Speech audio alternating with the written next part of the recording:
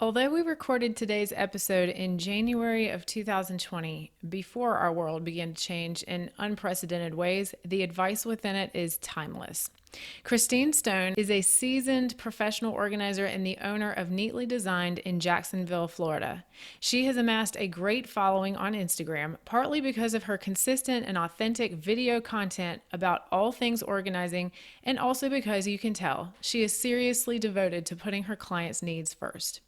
Today, she is joining me on the podcast to share her own business story and her best advice for new and aspiring professional organizers. You're listening to the Pro Organizer Studio podcast with Jen Obermeyer. Thank you for joining in. Jen makes it her mission to broaden the horizons of savvy businesswomen in the organizing industry by instilling confidence and inspiring authenticity. She is a devoted business coach and founder of the Inspired Organizer program. You'll gain new insight into strategies designed specifically for professional organizers. And now, let's get started. Christine, I am so happy that you're on the Pro Organizer Studio podcast today. Thanks, Jen. I'm so excited to be here. Yeah, absolutely. And I just want to start off by telling our audience that you are someone who I've been following on Instagram for quite some time. And one of the things that I admire most about what you're doing with your social media, at least on Instagram, is that we get to see a lot of you. Like there are videos where you're in it. There are pictures where you're in it. I always love to see a professional organizer who shows up in her feed and is not just always behind the scenes. Does that make sense? Yes, and I am kind of known now in the in my community where I live, as well as on Instagram, as being the person who I love when you go in Bed Bath and Beyond and you do your videos, and Yeah. you seem so real and so honest, and so it just makes me feel great because that's why what I'm trying to do is be real and be honest. And I love sharing with my audience all my favorite things. And so it just thrills me to kind of be known as the girl who does all the videos in the stores and I am the face of my brand and I love it. That is really, really amazing. I am curious because I know that there are many organizers out there who maybe their goal for 2020 or their forever goal is to just get more visible, like do more videos and do more Instagram stories. Was there ever a time where you were nervous about putting yourself out there like that, or did it always come naturally to you? I was nervous because I have been in this business a really long time pre-social media. So for Mm-hmm. me to start with the whole social media was very foreign to me. When I started out as an organizer, there was no social media. And it definitely, I was nervous, but it felt natural because I was talking about things I really believed in, Mm-hmm. whether it was to inspire or motivate, an audience out there to clear the clutter, to get organized. So if I really, really believe in something like I do about getting organized and clearing the clutter, it automatically just became very easy for me to start doing all these videos and the nervousness just went away. Okay, so that might be a huge tip actually to take away already is that when you're talking about topics that you're truly passionate about, it's not as difficult to share that, right? Absolutely. If you feel comfortable about what you're talking about, it becomes second nature. It just becomes something you feel very comfortable doing. That's amazing. So already, if you guys are not following Christine, she is at Neatly Designed on Instagram. Um, Beautiful photos. Really, you can tell, Christine, that you put a lot of work into your social media presence and you have a thriving following because of it. So um, Thank you. very well done. Okay, so I want to back up to the beginning of your business story. I know you said you have been in the professional organizing world for quite some time. So tell us when and where this all started for you. Well, I was a stay-at-home mom and I had two kids, and the youngest one was about to enter middle school. And I was at a girlfriend's house, and we had like an hour and a half to kill before we went and picked up carpool. And she said, "Why don't you come over? I live right around the corner." And we were sitting in her kitchen, and she had one very large countertop in her kitchen that was stacked and stacked full of papers and notebooks and just miscellaneous. And I just glanced over and said, "Boy, I didn't know that was a counter in your kitchen." And she said, "Yeah, I can't tackle this. It's too much." I said, "Well, we have like an hour and a half to kill. I'll help you." And she goes, "Why would you want to do that?" And I said, "I think you would, it's a very large counter and you could use it to serve, the kids when you're having dinner or entertaining." And she said, "If you really want to do this, I'll do it." In less than an hour, we had cleared the whole entire counter. And when we got to the last stack, I lifted it up to put it on the kitchen table to go through, and she had a bar sink. And I said, "I didn't know you had a bar sink there." And she goes, "I forgot I had a bar sink." And I said, "Oh my gosh, this looks great." And then as we were walking out the door to pick up our kids, she was profusely thanking me. And she goes, "You should do this for a business." And I will never forget, I turned around and looked at her 14 years ago now and said, Wow. "There's a business in this? People, why?" I thought, I didn't even know it was a business. Yeah. So that's how I started. And like I said, there was no social media. There was barely even anything on computers about professional organizers. So I just, joined NAPO, which is the first thing I think all organizers should do, because it's just a wealth of knowledge. And I always love seeing what other organizers are talking about and doing and learning. And that was my first way to kind of become legitimate in my mind. And then from that point on, it just became word of mouth, and I've never advertised. It's always been word of mouth, because I think in this day and age, when you go into someone's home, they want to be trusted. They want someone coming in that somebody else told them, "Oh, I used her. I trust her. You'll love her." I think that's really what has kept me in business. Even in the recession, even in the downturn, I just had a reputation already. Hmm. So I think the reputation is the most important thing when you're starting out. I could not agree with you more. Trust is everything. Absolutely. So you're saying, so to this day, your business really runs on referrals then? Absolutely. Constantly, it's someone's friend of a friend, a relative. Somebody has referred me, and I love it, because I always know that when I go to a consultation, it's going to be a friend of a friend of a friend, and somehow I was referred, and it makes everybody feel more comfortable. Absolutely. Okay, love that. And tell me too, you said when you started out in this business, there wasn't a lot of what you said social media was not a thing. So what are some other like big changes that you have noticed in the time since you began in the industry? I mean, it is night and day. I mean, I have seen the growth in this industry, especially in the last couple years, just rapid growth. Hmm. And there's been great changes. There's podcasts, like I was telling you, I listen to your podcast all the time because I get so much new info. I don't think you can ever stop learning in this business, because it changes and you have to stay on top of it.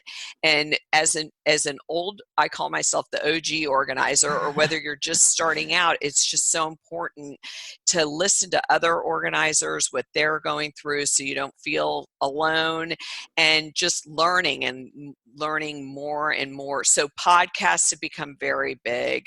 Um, like we said, all types of social media. I have a website, I have a blog I write. That was all new in the past, say, 6 years. Mm. So, I got interested in all aspects of organizing, not just going into people's homes. I'm on a local TV show for about 3 years now. I've been doing that, doing organizing segments. So you learn every aspect of the business. So at what stage of the game did you start to become interested in the blogging aspect, and how did that like affect your marketing or what you were already doing in terms of getting new clients? Well, I have to be honest, in the very beginning, I was only doing it for me. I felt that I had so much wealth of information about organizing since I had been doing it for Mhm. a while. And I just loved getting it down and typing it out and rereading it. So in the beginning, I don't think it was a big deal. And I don't think I did it for anybody but me. Then what happened is all the other social media started, which brought everyone over to the blog and to Mhm. Pinterest and to Instagram and to Facebook. So it kind of was a snowball effect. That's why I always say, when you're starting out, legitimize yourself. That Mhm. meaning, like, join NAPOS, have a website, have insurance, have all the tax ID number, because when you legitimize yourself, you feel legitimate, you feel like you're going somewhere, you're moving forward, you're real. And so that was like the first few things I did, and the blogging came naturally after that, the website, the blog. And I still do it to this day. I just love talking about organizing, whether it's on a podcast or writing about it. That is awesome. And yeah, your blog is absolutely beautiful, like really professional and well done. Thank I you. know you said you like talking about organizing, so that comes naturally, but would you say that you enjoy the writing aspect and like, doing the graphics that you create for your blog posts? You know what? I do enjoy that part of it, but that part is a lot of work, whereas Mhm. the writing just flows. Mhm. Doing graphics, getting photos that relate to what you're writing about, that's a lot of hard work. And that's one thing, when you're an organizer starting out, you don't realize there's so much hard work that goes into this job. Mhm. And so when I wrote my blog post about how I became a professional organizer, I always mention that it's a taxing job physically and emotionally. Not that I don't love it, because I absolutely enjoy every part of it, but some people think, I'm going to become an organizer and this is going to be so easy and everything's going to look so pretty, and all I'm going to do is make everything look pretty. And Mhm. it's just, my clients love that I take into consideration dogs and kids and real life. It's not, yes, we all love looking at pretty magazines and pretty pictures, but I deal with reality every single day. And they love that aspect, that I've had kids. I know what it's like to have a house full of kids. And, so you want to make it functional for everyone in the house and beautiful. I totally hear you. And I know that there's a lot of organizers out there who struggle with that idea of, doing Instagram and sharing their work, but they're like, how do I strike that balance of, real life solutions that are not always magazine worthy, but also creating like this beautiful, like branded Instagram? My videos. I really think it's videos, because videos, um, they show every aspect of, I mean, I show the real organizing, I Mm-hmm. show the real me, I show the real products, I show everything in real time to I think that's how I've come across is real. Now, Instagram pictures, they're beautiful, but doing videos and doing Insta stories Mm-hmm. and IGTV and YouTube, those, they get to really know you through a video. So I have utilized that to my benefit, instead of just focusing on pretty pictures. That's a really incredible tip. So for anybody listening who's been worried about that whole like, how do I make this look pretty but also real?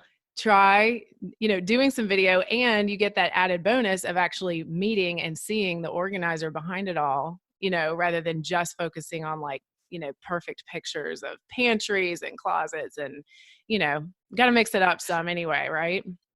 Yeah, and you have to realize, if you're starting out, you're not getting the Hollywood clientele. I mean, you're starting out with real life people, and so you have to be what they are looking for, which is someone they want to organize their home so that it's functional, it works with a family, it works for their husband, it works for everybody, but it still looks great. So you want to take into consideration that you're, like I always say, I'm from Miami, which is a humongous big city, but I live in Jacksonville, which is a very much smaller area, and it's a totally different feel. And it does matter where you live, where you work, because your clientele is going to be totally different. And when Mhm. you're starting out, sometimes you don't think about that, but people, like, I'll talk to organizers in Miami and it's totally different than where I am. Mhm. So location, location, location, it really matters where you are. Right. And going back to the trust thing, like we said, it's like whose trust are we trying to gain here, right? Like you got to know your audience. Right, Yeah. exactly.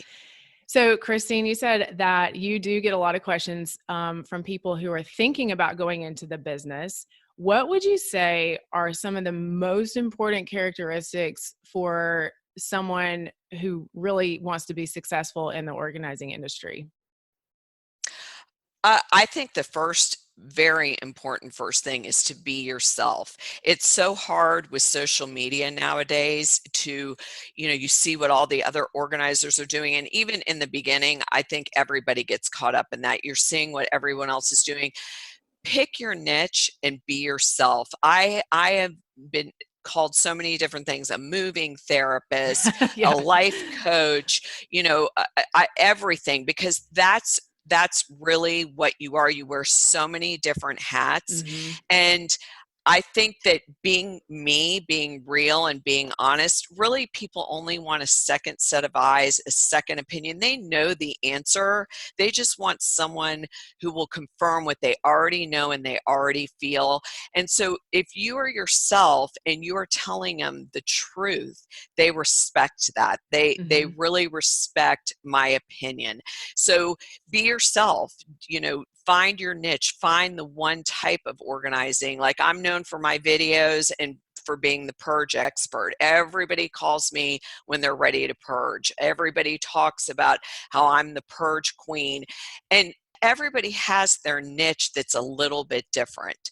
Don't get caught in the social media of trying to, like you said, make everything just pretty, Hmm. because it'll end up where you'll just throw in the towel. And it's such a great job that, I love when new organizers are excited and ready to start and, ask me questions. So I say be yourself, do what you do best. So, speaking of that niche, was that obvious to you that that was going to be your thing from the beginning, or did that kind of come along later? I always knew that my niche was to be more the purge expert. Hmm. Because once I started to see the life-changing results in people when I would leave and they would start to cry and they would text me and show me what they're doing every day and how they're keeping along with it. And when I saw and it wasn't pretty baskets, it was getting rid of all the excess that they had been holding on to. Hmm. I just knew that that was my goal. That was my goal, to motivate and inspire everyone to purge, simplify, and have only the things in their home that they love, they use, they need, and they have room to store. And I always add that at the end because, you know, that's what I see. And I just love, love, love, love the reaction I get at the end after Yeah. they simplify. And, so that's, yeah, I always knew I was the purge person. All right. So, what are some other things that you tell people that they need to know before they get into the professional organizing business? Well, before they get into the business, they have to know that at the end of the day, I don't just, I'm done with my job. I make Pinterest boards for clients. I, get labels together. I am online ordering items for other clients because sometimes I'm juggling 2 or 3 clients at a time. Hmm. And so, it's not a 9 to 5 job. If I have a client who it's 3 o'clock or 4 or 5 and she still wants to keep going, I keep going. I love that the person is motivated and excited and wants to finish. I love it's a job that you can make your own hours. Mm-hmm. Some days I'll work, 3 days a week because I have something else going on the other two, whether it's on TV or writing or editing or doing whatever I'm doing. So it's not a traditional job. There are so many ways you can work this job. I'm an empty nester, so I can work longer hours than I did when I had younger kids. Mm-hmm. If you have younger kids, it's hard because when you come home at the end of the day, you're exhausted because you've been dealing with people's emotions, you've been lifting things, you've been getting rid of things, you've been having people come and you've been coordinating everybody. Mm-hmm. So I always like to tell the good, the bad, and the ugly. Yeah. So there's so many good things to it, but it's a hard job, but so rewarding. I mean, very rewarding. I like how you mentioned that it's something that can be flexible and kind of grow and change with you through different stages of your life. I think that's probably one Yes, of the most rewarding things about having a business like this is you can take it with you wherever you are. absolutely. And I loved when I had kids that were still in school that I did it part-time. I did it something that while they were in school, Mm-hmm. and then I was able to go pick them up. And, so yeah, it's a great job because you can make your own hours. You can make it be what you really want it to be at the time of life you are in. So, with all that being said, is there anything that has really, maybe surprised you once you got into the industry, like what you thought it was going to be like versus what it was actually like? Nothing has really surprised me other than, like, I would say in the past 5 years, I've seen a pattern. And I actually one day want to write a book about this because it just fascinates me. Is I've just seen a pattern on how clutter affects people's self-esteem. Mm, And mm-hmm. it all started to dawn on me when the more I was doing women's closets or empty nesters or people who were downsizing, it was kind of running the same theme. So that I think has kind of surprised me in the past few years, that their self-esteem was so much better after they cleaned out their closet and got rid of items that no longer fit or were something they didn't even like anymore, or went and bought all new undergarments or whatever it was. I started to see a lift in how they felt about themselves from when I got there that day towards the end of the day. Their spirits are lifted in a different way than when you clean out someone's garage. So that has been a little bit surprising because I've never really correlated um, the self-esteem issue to it. So that has definitely been something I've been really wrote a blog about and everything because it just has been a fascination lately. I definitely think that's a book that needs to be written. I think so It's too. I agree with you. There's something that I think is that, in terms of like if you're going to have to organize an entire house, where should you start? I always think that you should start with your own personal areas, like personal space, because you have to create some energy and like breathing room and momentum for you to be able to do anything else like I in your life. absolutely agree with that. Yeah. Absolutely. So I think that that really touches on exactly what you're talking about is like the self-esteem is immediately affected in your own area.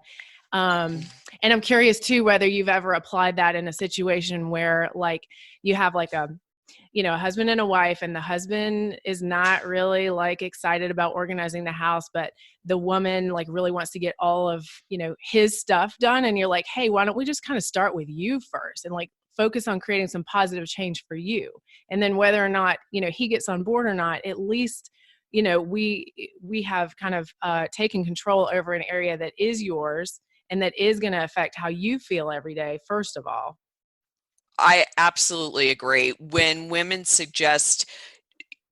even suggest doing their husbands before theirs, I 100% agree Yeah. with you. I think it's always starting, as I always say to my clients, when you walk in your house, whether it's your closet, your bathroom, your kitchen, what is the one area that you just cannot stand to look at even one more day. And Mm-hmm. it's always the closet, usually, Mm-hmm. or something to do with their own personal self, whether Yes.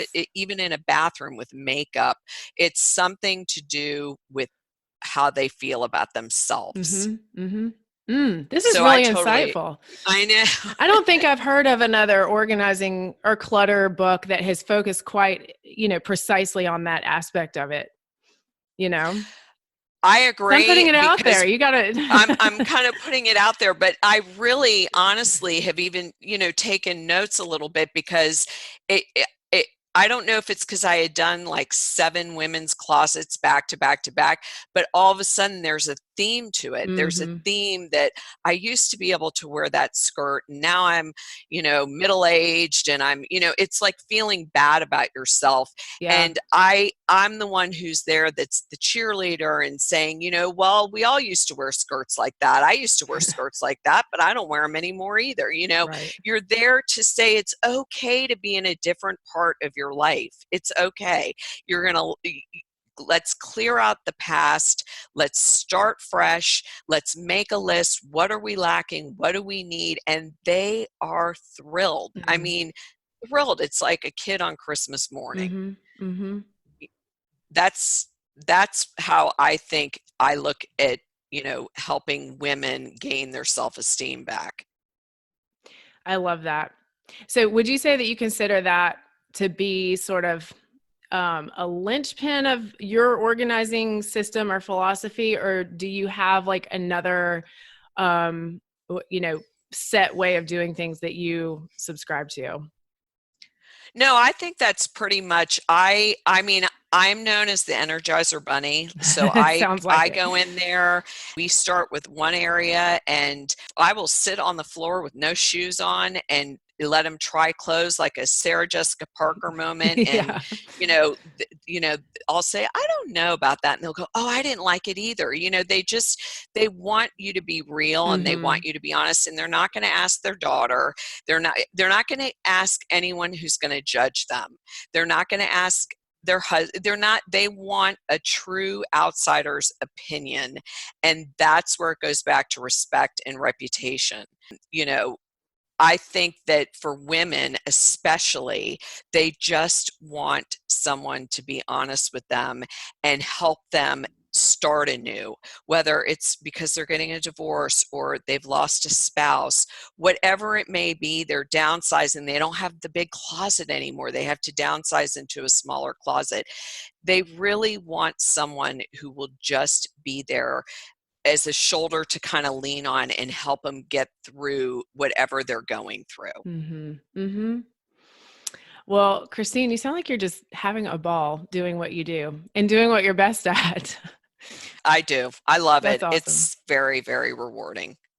So, where do you see? Oh, well, I know we kind of touched on like maybe a book, maybe more on your reflections on the things that you've learned from clients over the years. But how long do you see yourself doing your business?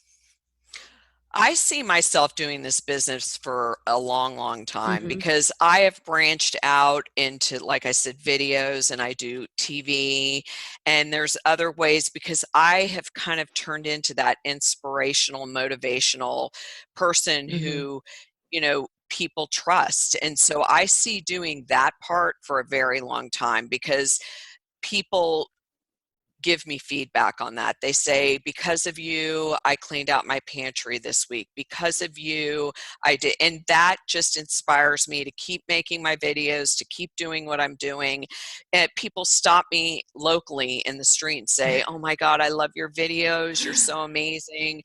And you helped me so much. And I can't tell you how thankful I am." So I think there's no end to that. That is Mm-hmm. just something I'll keep doing. And I love the one-on-one with clients. I really do. So I don't see really an end to this. I see only great things in the future. That's incredible. Now, at this point, do you still primarily work one-on-one? Do you have any team members? Like, what does that look like for your business? Um, I work one-on-one still. I do have help when it comes to moving items. Mm-hmm. I have a couple guys that work with me and they help, with all the moving, getting the clutter out. But what I've learned is if there's other people around, they tend to shut down a little bit. And that's something I I I started to see it once and I said, that's not what I'm in this job for. Yes. They felt guarded. They felt a little uncomfortable. So I realized this is really a one-on-one game with kind of help in the social media arena, doing some, like you said, the graphics and those type of things, having some guys that help me do the heavy lifting, but it's a one-on-one job for me in order to gain the trust. I completely hear you. And I think that it's very wise for you to be sensitive to the types of clients that you're working with. Like you said, you have a reputation already for those types of projects that really requires a one-on-one relationship, and it really can't be done better or any faster with a huge team. So that is not for every organizing business to aspire to. No, that I will say that I agree with that because a lot of people have teams, and I also respect that. I mean, Mm-hmm. I say that's why I say find your niche, find your niche and what works for you, because some people do work better as a team. Mm-hmm. And I have just found for my practice, for what I do with my clients, it's a one-on-one situation, and they love it and I love it, and it just works. So, if it ain't broke, I don't try to fix it. I agree. And I think that's really validating for any organizers out there who are listening who feel like one is better than the other. I truly believe that one is not better than the other, and that it is a different type of client, really, at the end of the day. Absolutely. Yeah. It's a different type of client, and everybody has their way of doing the business in the way they feel they do it best. Mm-hmm. So that's why I said, don't look on social media, be yourself. You can glance and see everybody else's, but if you just focus on other people's, you won't let your true self come out. You'll Mm-hmm. try to, you know, just look and make it the same, and then you're not yourself, and you want to make it your own. Yeah, that's super insightful. What other tips can you share for organizers who have been in business for a while, like you have, and some things that have helped you sort of maintain your energy level, maintain your consistency without burning out over the long run? What I have seen for myself is to absolutely take the time off that I need in between clients to rejuvenate, so Mm-hmm. that I give every client my best. If you book yourself 7 days a week, I mean, it's inevitable you're going to have burnout. So I like to try to be realistic, especially since I don't have a team. I do this one-on-one, and they want me present and, Yes. there for them to get the job done. So I always take at least a couple days off for myself, and whether it's to write or to get outside or do something on my own that makes me refresh, rejuvenate, and ready to go with the next one. I could not agree more. I think one thing that people don't expect is that you can not only be physically exhausted, but you can be emotionally exhausted after really being in there on a client project. Even for a short time, like it can be something that you personally need to recover from as well. Absolutely. I've had, like I was saying, I've had, widows who hire me to help them clean out Mhm. their husband's closets. I've had mothers who have lost children. I mean, you have to take a break for yourself, Mhm. because like I said, this isn't always about making a pantry look pretty. I mean, there are so many other things that go into purging and organizing. Even women whose kids go off to college. I mean, I've already done that. So I'm there to help them get through that part of their life and let them know that you're going to be fine. We're going to get through this. Mhm. So yes, I think it can be very emotionally taxing if you don't take time out for yourself to, rejuvenate. Yeah. I like how you said that you have like your writing projects or other things to work on for your business that are not, that are still kind of recovery time for you. I have someone else who I've worked with who said, she needs to kind of a professional organizer who says she needs to sort of recover from her like client hangover, like Right, like I need exactly. something else to work on in my business while I'm, taking a breather. So it makes perfect sense to have those little outlets. And like you said, those are things that make you happy that you love sharing. Right. And also, I mean, people say, well, you're still doing organizing stuff. You're writing a blog about organizing. But for me, it's not just a passion. It's almost like I'm under the philosophy you're either an organized person or you're not. So you can't help it. Even if you are not working with a client, it's just something I'm constantly thinking about, constantly doing in my head. So when I write a blog, I'm just getting all these feelings and emotions out regarding organizing or different types of situations with clients, so that I'm always doing something to do with organizing. And I know that's been greatly beneficial for your business too. Yeah, I've really enjoyed it, Yeah. especially the videos. That's so good. So, Christine, I know you mentioned that you wrote a blog post for newbies or people looking to get into the business, and we will link that in the show notes. But for people who are just listening right now, maybe they're at an organizing job or driving in between and trying to soak up all this knowledge. Tell them where they can find you online so they can make a mental note about your website, your Instagram, all that stuff. You can find me on Instagram at Neatly Designed. You can find me on YouTube at Neatly Designed, Facebook at Neatly Designed, and my website is neatlydesigned.com. Wonderful. And do you have a regular schedule for videos? No, I really don't. That's another thing. Like one day I'll just wake up and go, oh my gosh, I need to do a video on Yeah. photo organization. And I'll just, I have an area in my house and I go, that's it, I'm doing it. So no, there is no set schedule. I just make lists when I'm sitting in a doctor's office or somewhere. Oh, I haven't done a video on that one. I need to do one on that. Or if I see a new product that has come out that I absolutely love, I have to share it. It's Right. just something I have to share. So that's how I kind of work the videos. It's nothing planned or, set in stone for the week or anything like that. Right. Well, it sounds like a perfectly viable way to go about it. So the important thing is that you're getting it out there. And I hope that is inspiring some of our listeners to do the same. Don't overplan it. Just, be inspired in the moment and then share it authentically. Yes, I think that works best for me. Amazing. Christine, thank you so much for coming on the podcast. This has been such a pleasure. And I appreciate so much that you mentioned that you were a podcast listener and that you've gotten some tidbits out of listening to the podcast. And now that you've been able to come back and share some of the things that you have learned over the past 14 years, that is such a satisfying moment for me. Thank you. Oh, you're so welcome. I really do have to say, when you had Lindsay on, I mean, that is life-changing, her website for organizers.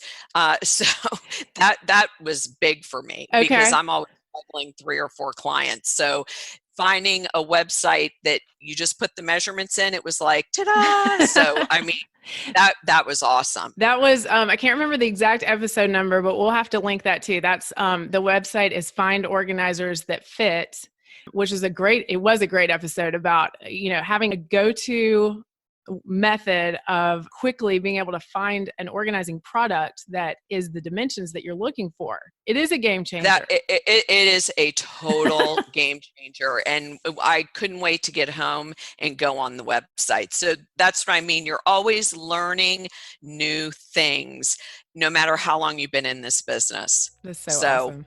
Awesome. Thank you so much, Christine. I appreciate this greatly, and I know our audience does too. And we'll see you guys next time. thanks.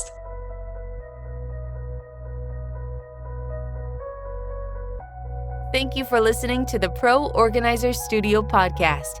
If you'd like to learn more about time-saving services and resources for professional organizers, visit www.proorganizerstudio.com. And if you'd like to get Jen's roadmap to success for launching and growing your professional organizing business, go straight to www.poroadmap.com.